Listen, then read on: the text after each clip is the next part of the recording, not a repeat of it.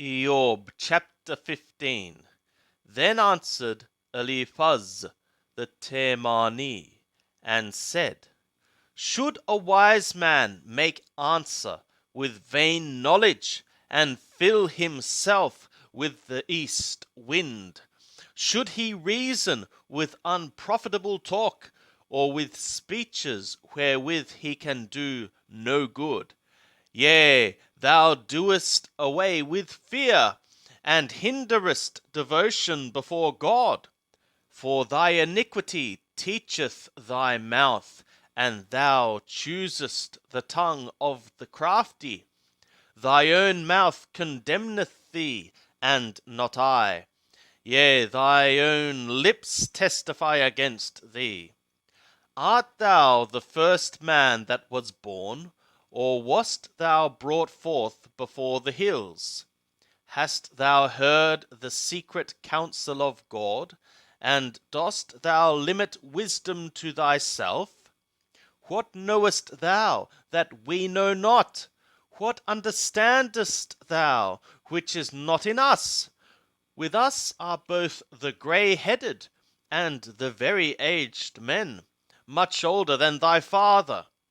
Are the consolations of God too small for thee, even the word that is gentle toward thee?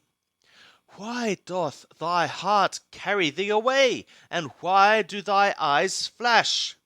That against God thou turnest thy spirit, and lettest words go out of thy mouth.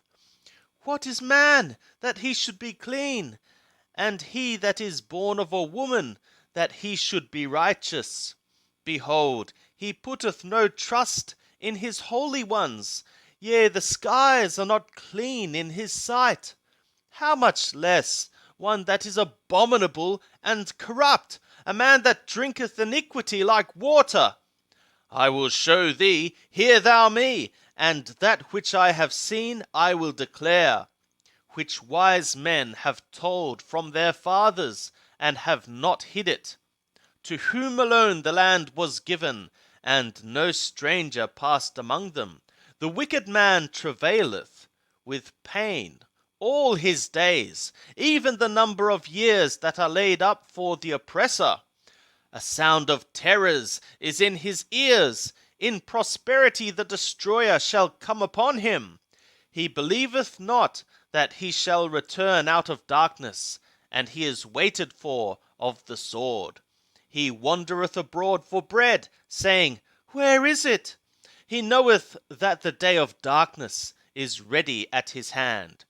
Distress and anguish make him afraid. They prevail against him as a king ready to the battle. Because he hath stretched out his hand against God, and behaveth himself proudly against the Almighty. He runneth upon him with a stiff neck, with the thick bosses of his bucklers. Because he hath covered his face with his fatness, and gathered fat upon his loins. And he hath dwelt in desolate cities, in houses which no man inhabited, which were ready to become heaps. He shall not be rich, neither shall his substance continue, neither shall their possessions be extended on the earth. He shall not depart out of darkness. The flame shall dry up his branches, and by the breath of God's mouth shall he go away. Let him not trust in vanity, deceiving himself, for vanity shall be his recompense. It shall be accomplished before his time, and his branch shall not be green. He shall shake off his unripe grapes as the vine, and shall cast off his flower as the olive tree.